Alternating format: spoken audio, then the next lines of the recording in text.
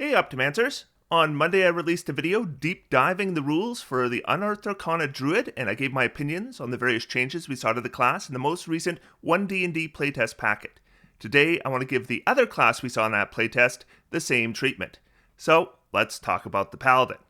I will also be covering the various Smite spells and the Find Steed spell as well, because those changes are inseparable from the Paladin if we want to discuss how this new Paladin will operate. So let's start with the design directions we see with the 1D&D Paladin. First off, we see a move away from the Paladin being a melee-focused class, while we see a move towards Smite spells being a more integral part of the Paladin's toolbox. We see a move away from spending multiple resources to get that big Nova damage that Paladins have been known for, while we see a move towards the Paladin's mount being built into the main class. We see a move away from tracking several different resource pools, and a move towards increased versatility, as well as usage of options with Paladin features. With the Paladin, I'm going to be going through the features individually, but I also think it's important to look at how this all fits together, because the conclusions I drew when I really took some time to consider is what we see in the micro decisions and what we see as a whole can lead to different conclusions. Because a lot of these little decisions that we see make sense to me in a vacuum. But I think when we put it all together, once again, I see a package that I don't think would be a positive change for the game if it was officially released without some modifications. When we look at some of the basics of the Paladin, we do see a number of things that do remain the same. Hit points, saving throws, skills, weapons, armor, and multi-class rules. The first changes we see do happen though right at first level, with Lay on Hands and Spellcasting. So Lay on Hands is almost the same as our 5th edition version. We still get a pool that equals 5 times our Paladin level that we can use our action to fuel healing with, and we can choose how many points to expend, healing an equal amount of hit points to the target. Like in 5th edition, we can expend 5 points from the pool to remove the poison condition.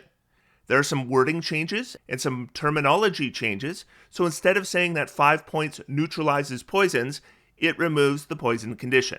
This kind of specificity I consider a good thing. It makes it crystal clear what expending 5 points to deal with poisons actually does. There are a couple aspects of the 5th edition version that got removed. This no longer cures disease, and the restriction where it didn't work on undead or constructs is gone. Now, disease has not traditionally been a big factor in 5th edition, but I do notice they also removed the Divine Health feature, which was a 3rd level Paladin feature that made them immune to disease. So they're gone, and we aren't given a reason why. Maybe disease as a game mechanic will be gone, or maybe the intent is to make it harder to deal with. And without that context, it's kind of hard to decide whether I like this or not. The removal of restrictions, I imagine, is just a matter of simplification. And if you're playing like an evil paladin, then maybe you should be able to heal undead. I don't have a big opinion on this. It's a relatively minor change, and generally speaking, with simplifications, unless they create unintended consequences, I'm usually okay with them. So Paladins have all the universal changes we've been seeing to spellcasting, so ritual casting and the new system for preparing spells. However, we have a couple other changes to the Paladin that we also saw with the Ranger. They now round up when having their level to determine spell slot progression when multiclassing, and they get first level spells right from level 1, and they now get cantrips right from level 1 from the Divine Spell list. The rounding up levels with multiclassing actually makes sense from a mathematical standpoint. Like, if I'm a 5th level Paladin, I get 2nd level spell slots. And if I'm a 5th level Ranger, I get 2nd level spell slots. So if I'm 5th level and multiclassed with just Ranger and Paladin, then I should probably have 2nd level spell slots. And that only happens with rounding up. However, we should keep in mind that this does make the character who multiclasses Paladin more powerful than they are in 5th edition. On the same note, thematically, I have no problem with giving Paladins cantrips, but it also makes them at least a bit more powerful. Leveled spells at level 1 make them more powerful as well, at least at first level. I see a lot of these decisions on the Paladin here. Little decisions that you can see the reasoning for, maybe don't have a huge impact on their own, but they do add up. The Paladin is one of the more powerful classes in 5th edition, and I think if we're giving them power-ups, even modest ones, maybe those should be tempered with some power downs. So this note on power level at the start of this document becomes relevant here. The character options you read here might be more or less powerful than options in the 2014 Player's Handbook. If a design survives playtesting, we adjust its power to the desirable level before publication. This means an option could be more or less powerful in its final form. And this is somewhat reassuring, but let's not pretend they're batting 1,000 on this. 2 words: Twilight Cleric. I'll be circling back to this near the end of the video. Now, in online discussion, I see kind of Wild Shape and Druid dominating the narrative, but I do see a lot of discussion about Divine Smite as well. We see some big ideas here that definitely gave a gut reaction when I read them for the first time. So, the basic bones of Divine Smite are unchanged. You hit a creature with an attack, you expend a spell slot, and you deal radiant damage. The radiant damage is 2d8 for a first level spell slot, and you add a d8 with each additional spell slot level. The changes are dramatic though. The attack had previously been limited to melee weapon attacks. Now smites can be delivered with any weapon, including ranged weapons and thrown weapons, as well as unarmed strikes. I completely understand the decision. Divine Smite pushed paladins into a specific role. This is clearly intended to remove that pressure. We also remove the restriction on scaling. So in 5th edition, the paladin gets no benefit from using spell slots over 4th level slots. That's no longer here, and the extra die of damage to undead and fiends is also removed. We are also given a significant restriction. You can use Divine Smite no more than once per turn, and you can't use it on the same turn you cast a spell. So this is obviously intended to deal with Nova damage, or the compiling of multiple resources to gain massive damage spikes in combat. Jeremy Crawford actually explained the reasoning for it here. And because paladins could do smite attack after attack after attack, it can too quickly turn into the rest of the party being a group of bystanders observing the paladin do everything. I've never been at a table where everyone just sat back and watched it. A paladin go full Nova. I don't know what you're talking about. And as fun as Nova damage is, I understand the idea of overshadowing other players is not a good thing. Your fun shouldn't come at the expense of somebody else's. Speaking about restricting Nova damage, there's an important wording change here. Here are the 5th edition rules for Smite. It says you can expand 1 spell slot to deal radiant damage to the target in addition to the weapon's damage. This makes it clear that the Smite damage is in addition to the weapon's damage, as in, it's the same instance of damage. So when you score a critical hit, that says you roll all of the attack's damage twice and add them together, we understand to roll the Smite's damage dice twice as well. However, in this version, instead of saying the Smite's damage is in addition to the weapon's damage, it says you can expand 1 spell slot to deal radiant damage to the target. The wording that indicated it was the same instance of damage has been removed. It is possible this edit was simply to reduce the length of the text, and it's possible this edit was also intended to prevent smite damage from doubling on a critical. So my opinion on this is it needs to be clarified. And the thing is, it's hard to playtest something when you don't know how it's supposed to work. So I can't even get to the point where I don't like the idea of Divine Smite not doubling on a critical hit, or I do like it. Instead, I get stuck on, does that even happen here? And I think this is the right point to talk about the redesign of Smite spells, because they are now clearly an alternative to this Divine Smite. So here's Thunderous Smite, and we see the casting time as a bonus action, which you take immediately after hitting a target with a weapon or unarmed strike. Your strike rings with thunder that's audible within 300 feet of you, and the target takes an extra 2d6 thunder damage. Now, here I see some evidence that they probably didn't intend to remove Divine Smite from doubling on a critical hit, because here it's clearly the same instance of damage, an extra 2d6 thunder damage. So this 100% doubles on a critical hit. So I suspect that Divine Smite is still supposed to double on a critical hit. Back to the spell. Additionally, if the target is a creature, it makes a strength saving throw or it's pushed 10 feet away from us and falls prone.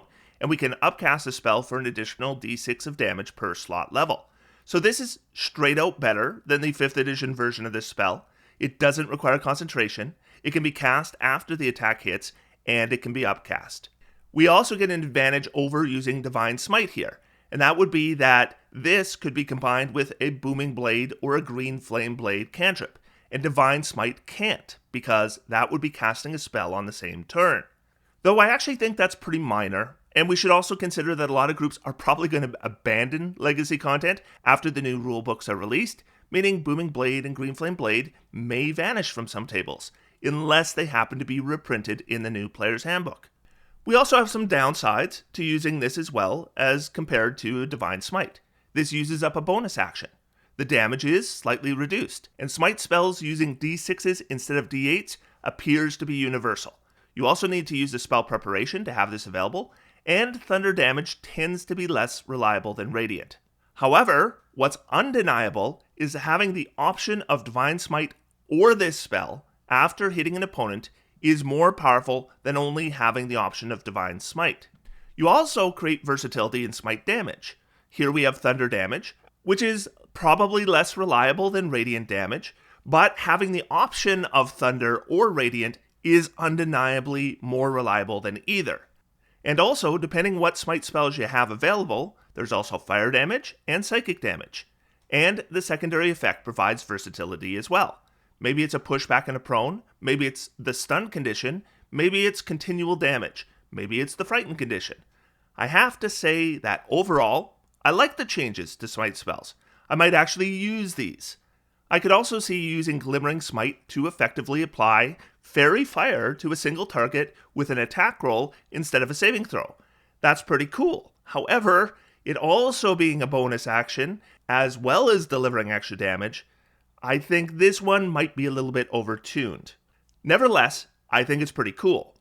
I also could see using Staggering Smite to effectively apply a stunning strike to a target, except we would target a Wisdom save instead of a Constitution save, as well as deliver some extra damage. So this is cool, but it does make me worry a little bit about the Monk yet again, because we have an ability that is probably better than a stunning strike. But this kind of versatility with spells that are actually worth casting, I think is going to be fun. I just hope that that fun doesn't come at the expense of stepping on the toes of other classes, and that's something I'm going to be circling back to as well. It's also worthy to note that this kind of versatility is a straight up power boost for Paladins. Clerics too, I guess, if they use a weapon, and availability of these spells, I think, really incentivize a cleric to do so. And that hits a theme that I'm going to come back to later as well.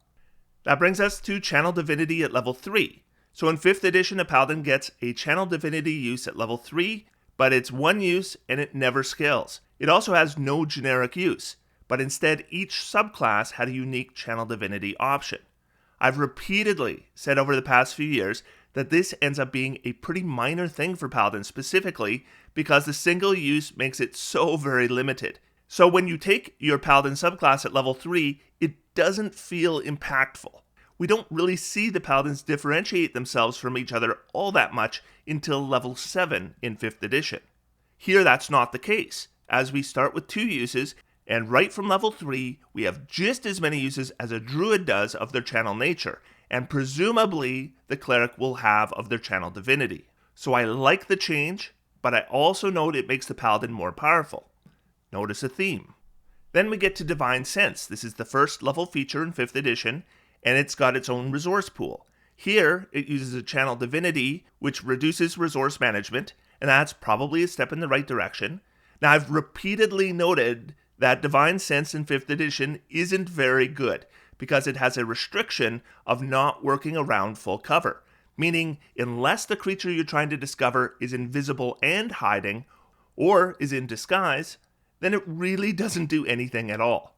Here, the restriction for full cover is removed, so if you want to know if there are undead on the other side of the door, you can, and you can know their locations.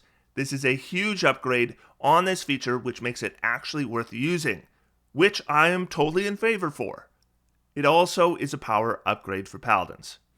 Then we get to 5th level, and 5th level is stacked. We get 2nd level spells, and we also get Faithful Steed. This grants us a free preparation of the Find Seed spell, and allows us to cast it with a single action, as well as the ability to cast it without a spell slot once per long rest. This is a bit of a callback to previous editions when the Paladin mount was built into the base class as a feature of the class. Let's look at the Find Steed spell. So it's normally a 10-minute casting, and once cast, it lasts until the steed is dismissed, replaced, drops to 0 hit points, or you die. You choose if the mount is a celestial, fey, or fiend, and it can resemble any animal that is large and rideable. In combat, it functions as a controlled mount and shares our initiative score. I would like to see some clarification language here.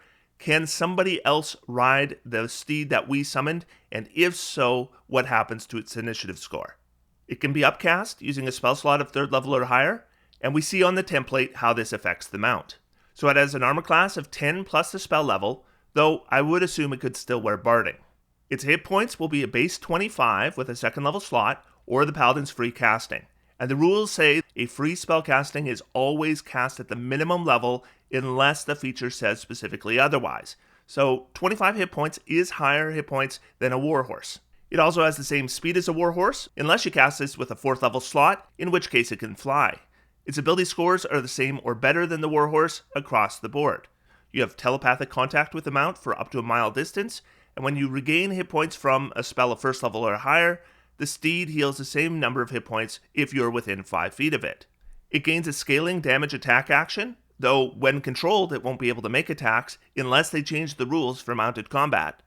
And it gets a bonus action based on the creature type. This is a once per long rest feature, allowing either a 60-foot teleport that brings along the rider, a single target frighten effect, or a healing touch.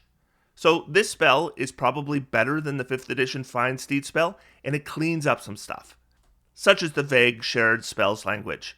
I think the Paladin mount is also a great opportunity to use templates, and I much prefer the template expression here over the ones we saw for wild-shaped druids. So I like these changes, but it's also probably a power boost for paladins. It also hard boils it into the class, so every paladin has one casting of this every day with no alternatives provided. So if you're playing a 5th level paladin, then I hope you like mounted combat. Otherwise, you're just giving up a feature with nothing in return. But before I talk more about how this impacts the paladin, let's talk about how this, as well as smite spells to a lesser degree, impact the cleric. Because 1D&D has introduced generalized spell lists, and clerics have superior spell scaling to paladins. That means as good as these things are for the paladin, they're even better for the cleric. The first point where a paladin will gain the ability to create a flying mount with this spell is going to be 13th level, while clerics can at 7th level. Also, because of smite spell scaling, clerics can deliver more damage with smites than paladins can, and smite more often. Now, my concern here isn't so much that the cleric got a power boost as well, but that things that are supposed to be iconically paladin should be best performed by a paladin, if not exclusively performed by a paladin. This is my chief concern with generalized spell lists, the loss of class identity. So does that mean that generalized spell lists are a bad idea? Because that seems to be the general reaction I see in regards to clerics accessing iconic paladin features expressed through spellcasting. Well, on the other hand, generalized spell lists have a huge benefit I don't see people discussing. The 3 core rule books won't be the last D&D books we get, either from Wizards of the Coast or other publishers. A generalized spell list is actually a useful tool for expanding the game. New spells can simply be assigned to a list, and each class's available spells are automatically taken care of. You can have one big divine spell list, rather than skimming through several books looking at what spells were added to what class's spell lists. If you use a tool like D&D Beyond, maybe that's not a problem. But if you're using pencil and paper, then it creates some complication that can be eased through the big 3 spell lists. Besides, abandoning generalized spell lists doesn't even solve the issue. We already had the issue that Find Steed and Greater Find Steed were more easily accessed by other classes. How many 10th level bards are flying around on their Pegasi, 4 levels before a paladin has access? And the only reason we don't have other spellcasting classes using smite spells in 5th edition is because the smite spells aren't worth getting. With these smite spells, darned right my Blade Singer would be looking for ways to access these spells. Are you kidding me? Booming Blade with the first attack, then follow it up with a Thunderous Smite on attack number 2? Sign me up. And I just think there's a more obvious solution to other classes accessing iconic class features expressed through spellcasting. And I bet you already know where I'm going to go with this. Don't have iconic class features expressed through spellcasting. Fueled by spell slots? Sure. But look at Divine Smite. It's a feature that is iconic to the Paladin, fueled by spell slots, but because it's not expressed through spellcasting, it remains a Paladin feature. So what if the Smite spells became some kind of scaling of Divine Smite instead? At level 2, the Paladin can deliver a Divine Smite. Then at higher levels, other ways to smite become available within class features themselves. So you want to deliver a Banishing Smite? Well, maybe that would be a 17th level Divine Smite scaling and would require expending a 5th level spell slot. Maybe the Paladin picks a certain number of Smite alternatives, something like the Warlock picks Invocations. And the same goes for Find Steed. Instead of being a spell, you make it a Paladin feature. I also don't think it should be free once per day. Have the Paladin expend the 2nd level spell slot to summon the special mount. Let me explain why. Because what this change would do is it would allow the Paladin player who's not interested in having a mount to have the benefit of an additional 2nd level spell slot by not taking advantage of the feature. So this becomes an option that you pay for rather than have it forced on you. This would also keep the iconic Paladin identity exclusive to Paladins and reward the player who chooses to continue levels in Paladin rather than multiclassing to scale their Paladin stuff more quickly. At 7th level, we get our Aura of Protection, which for the most part works the same way as it did in 5th edition, though it is gained 1 level later, with one change that I don't understand at all. The 5th edition Aura of Protection says you must be conscious to grant this bonus, and here that language has been removed, which would make sense if it was replaced with more clear language like the benefit requires the Paladin not be suffering from the unconscious condition, or something like that. But it's not, meaning this Paladin still has the aura, even if they're unconscious or dying, which doesn't make sense to me. However, I think you could leave that wording off if you made another change. And I also am pretty certain what I'm about to say is going to be unpopular with some of you. So I should start by saying, hot take here. The Aura of Protection is a 5th edition Paladin feature that should get nerfed in 1D&D. You hate it, you hate me, I get it. But that's my opinion, and at least I can explain why I have that opinion. The Aura of Protection is the most powerful feature that a 5th edition Paladin gets. It's a huge bonus to the Paladin, as well as surrounding allies, and when that aura expands to 30 feet, it's pretty much a flat bonus to every saving throw that every player character makes, and it's so impactful that at least in optimized groups, the difference in power between a party that has a Paladin at level 6 and beyond, and those that don't, is really significant. And when that one class sticks out that way, I don't think it's good for the game. Whenever you have a group saying somebody's got to play this particular class because without this particular class, we are significantly weaker, that's a problem that 1D&D could address. Also, we have other features the Aura of Protection can be compared to, whether it's the Artificer's Flash of Genius or the Monk's Diamond Soul, and the Aura of Protection blows them both out of the water. And here's another thing. This is a passive feature. The Paladin does nothing to grant the benefits of their most powerful feature besides just existing. And the nature of the nerf seems just so obvious to me. Flash of Genius is a good feature, and it uses a reaction to grant the benefit. Aura of Protection should require a reaction when the Paladin or someone in their aura makes a saving throw to grant the bonus. It would rein the feature right in. It would make it an active feature instead of a passive one. It would help balance some of the power boosts this playtest awards the Paladin that I like, but those should be granted at some kind of cost. And finally, the issue with being unconscious is no longer an issue, because if you're unconscious, you don't have reactions. Now, if you strongly disagree with me, don't think I don't understand. I mean, it does create an emotional reaction when something is nerfed. I just happen to think that a nerf right here would be good for the health of the game. And once we got used to it, we would still really like this feature, and be able to benefit from the fun power boosting ideas presented elsewhere in this playtest without creating a Paladin class that further separates itself from other classes. That's all I gotta say, I'm moving on. At 9th level, the Paladin base class gets another use of their channel divinity, Abjure Foes. This requires a magic action, one use of channel divinity, and you target a number of creatures determined by your charisma modifier within 60 feet. Each creature targeted makes a wisdom saving throw, being dazed and frightened for 1 minute or until they take damage if they fail. And this is interesting. They are still dazed even if they make their saving throw. So we're familiar with the frightened condition, but the dazed condition in this playtest limits the action of someone suffering from it. Someone dazed can either move or take one action on their turn, and they can't use bonus actions or reactions. So this isn't in a nothing condition. It's going to hurt. Now, I love the design of features that have a big impact if the creature fails a saving throw, but a partial effect is at least guaranteed. I was told that Pathfinder 2 did this with spells and discovered the hard way that was false advertising, because creatures critically succeed on saving throws way more than I expected, so you get that disappointment of a feature you thought would be a guaranteed partial effect, and it actually doesn't have that. D&D, of course, doesn't have critical saving throw successes, so we can actually have that guarantee, and I really like it. But I think pretty obviously this is too good. I mean, at level 9, you can already do this 4 times. If this worked on one creature, maybe that would be the answer. Or something else I thought about that I thought would even be a better solution, maybe it should only work on enemies in your Paladin aura.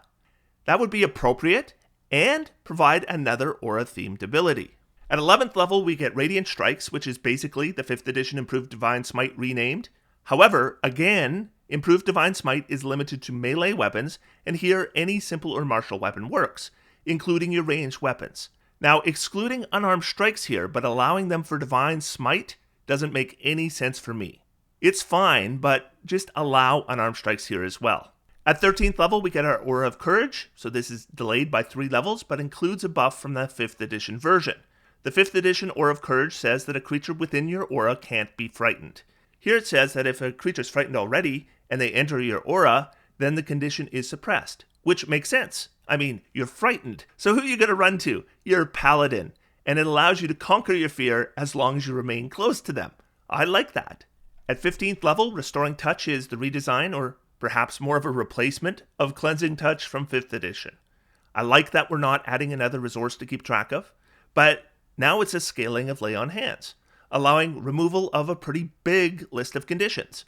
The one I'm a little surprised to see on this list was the Stunned condition. There are not a lot of ways in the game to remove Stunned, unless you happen to have a Mercy Monk in your party. But you know what? This is a 15th level ability, so I don't have a problem with Stun being on the list. I also really like the idea of scaling Lay on Hands. At 17th level, the Paladin Aura extends to 30 feet. This is actually gained a level earlier than it is in 5th edition, and if you have not played a straight Paladin to this level before, let me just say, this is a massive feature. At 18th level, you regain a use of Channeled Divinity when you roll initiative. This is fine, and in line with the Druid that basically gets the same thing, and I explained why I don't think this is a bag of rats problem in my Druid video, so I'm good with this. Then at 20th level, we get an epic boon that includes an ability score increase that allows our Aura of Protection to provide a +6 bonus. So, once again, I think an appropriate nerf just makes so much sense. Consider the difference in the power level of a party, and keep in mind the 30-foot aura that would essentially universally provide a +6 to every saving throw the party makes. The bigger that bonus gets, I think the harder it is to defend a passive bonus. Now, before we jump into the Devotion Paladin, there is something I should address. So one of the major changes we saw here was the ability to use ranged weapons to deliver divine smites. What do I think about that? Well, I'll tell you something. The idea of a ranged paladin isn't new. I see ranged paladins in 5th edition all the time, and what they do is they multiclass 2 levels of Warlock, and then they deliver Eldritch Blasts, and they use their spell slots for casting spells. The reason we see this is because Aura of Protection is so good, and using Eldritch Blast means that your attacks are being made using your Charisma modifier, and adding your Charisma bonus to damage, which then synergizes with the Aura of Protection. So it's extremely good. I don't think allowing a ranged weapon attack here with Divine Smite suddenly makes ranged a viable option for Paladin. It already was. My only concern is I don't want to see a game where everyone is just casting web, hanging back, and blasting Eldritch Blasts or bows. And then you back up, and then you do it again, and then you do it again, and then you do it again. That gets boring really fast. So I do think that there needs to be incentive for some characters to mix it up in melee. And although Divine Smite did that, I don't necessarily like the way it did it. Removing options, I generally don't think is a good thing. And that's what Divine Smite did. Here's what I would like to see. I would like to see melee incentivized by providing additional options. And that could be happening. We get a design note in this playtest that says the upcoming article on warrior classes, I am looking so forward to the new playtest, will introduce new weapon options. Those options will differentiate weapons from each other more clearly. For example, the short sword and the scimitar will have different roles to play in the game. Here is my request to the designers. This is the opportunity to incentivize melee combat. If melee weapons had options that ranged weapons didn't, then we would see people choosing melee to take advantage of those options. So I don't think the answer to making melee viable is removing the option of ranged. I think the answer is providing more options to melee. So I am crossing my fingers and I am crossing my toes, and we'll see when we get to the warrior playtest. So let's look at the Oath of Devotion. So we get our oath spells, and the list looks fine to me. Though obviously, if my suggestions on Smite spells were taken, then we would need some adjustments, because those wouldn't be spells anymore. Here we get a new bonus though. You can cast one of your prepared spells from this feature without expending a spell slot, and you must finish a long rest before you use this benefit again. So it's basically one extra spell of your highest level from a decent spell list.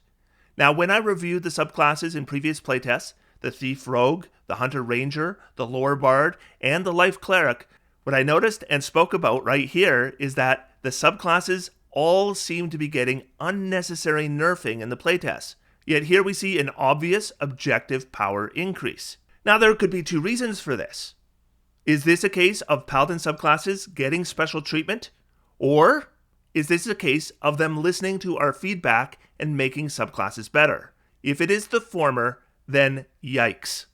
If it is the latter, though, and I think it easily could be the latter, then great. Speaking of things getting better, Sacred Weapon got a power increase as well. The less dramatic change is, instead of the weapon being treated as magical, instead you can change the damage type to Radiant. I speculated with this on the Moon Druid as well.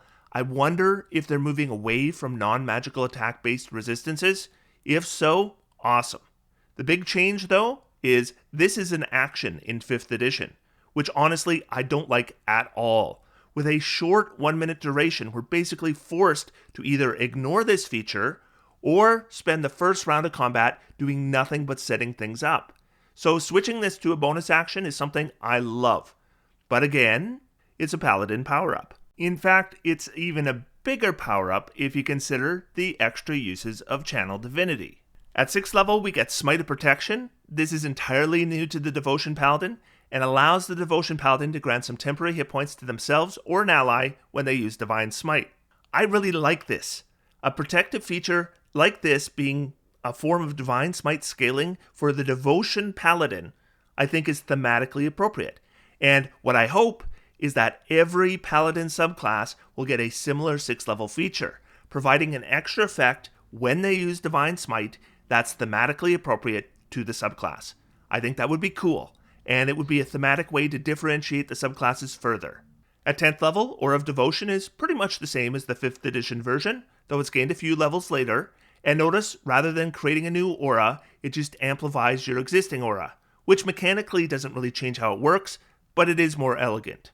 We get the same change as with the Aura of Courage, where a charm condition is suppressed if the charmed ally enters the aura. At 14th level, we get Holy Nimbus, which is way earlier than in 5th edition, where this feature isn't gained till 20th level. There are also some modifications. It now uses a bonus action instead of an action. Love it. I think all the Paladin subclass capstones should be bonus actions. The radiant damage is slightly altered, but it should be pretty close to what it was, and no longer does it provide advantage on saving throws against spells cast by fiends or undead. I have no issues with that. Seems like an appropriate adjustment considering the earlier level and bonus action activation. We're also given the option to use this again using a 4th level spell slot, and I like that too. So I like this one a lot, and I hope they keep it as written. So with the Paladin, I actually like most of the changes, and I like some of them a lot. But I also can't help but notice that the changes, for the most part, are power-ups, and we see very few power downs. When you start adding all these power-ups together, it's actually a lot. Like, a lot. So, on a micro level, I like the changes for the most part. But on a macro level, it needs to be tempered. In my opinion, the answer isn't to abandon good changes, but instead to have the Aura of Protection require a reaction. This would be a substantial nerfing to the feature, yeah, but it puts it more in line with similar features granted by other classes, and it turns it into an active feature as opposed to a passive one. Most of all, it's like mechanical currency, and we make a payment there to receive payments elsewhere that I think are good for the class. Also, iconic class features should be best when used by the class they are iconic to, or perhaps even exclusive to the class they're iconic to. If 1D&D continues with generic spell lists, then probably iconic class features shouldn't be expressed through spellcasting. And that doesn't just apply to the Paladin. But with the Paladin, we do see a really strong example of a loss of class identity if Paladin things become more generic things and the class with the higher level slots wins the day. So those are my thoughts on the 1D&D Paladin, as well as the spells iconic to the Paladin. I will be filling in my survey, and I'm going to share these opinions with the D&D design team. And whether you agree with my opinions or not, I encourage you to comment down below, of course. But also, repeat those opinions to the design team as well. Fill in your own survey. We are getting a real say in this process, and we have seen our influence in these latest playtests. Let's continue to do that. And I have a fair amount of optimism that the next iteration of the Paladin, as well as the Druid, will address some of the issues that we're pointing out. Otherwise, until next time, I am going to sit back, relax, and have some fun. D&D is for everyone. Thanks, everybody, and I'll talk to you soon.